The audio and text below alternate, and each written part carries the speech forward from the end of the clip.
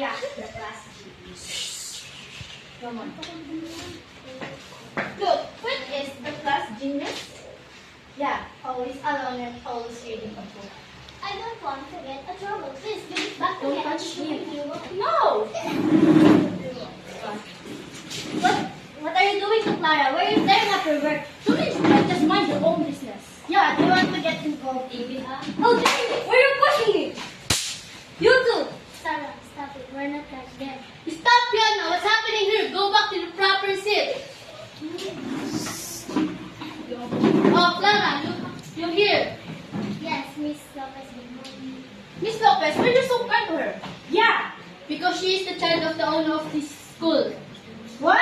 That's not true. What me and Fiona?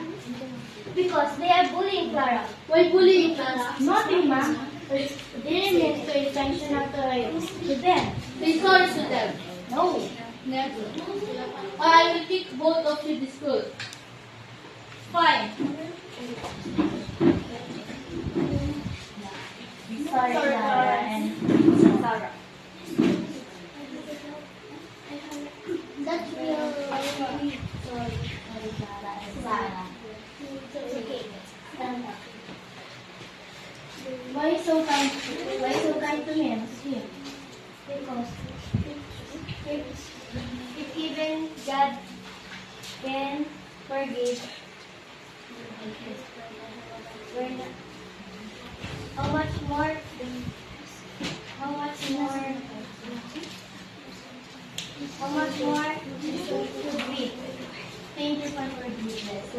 Sorry, I'm just okay. Plus, sit down. Fiona and Mia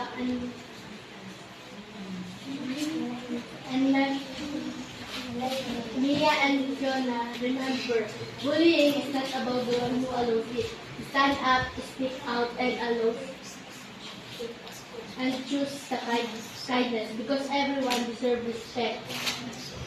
And again, bullying is not about the one who allows it. Stand up, speak out, and show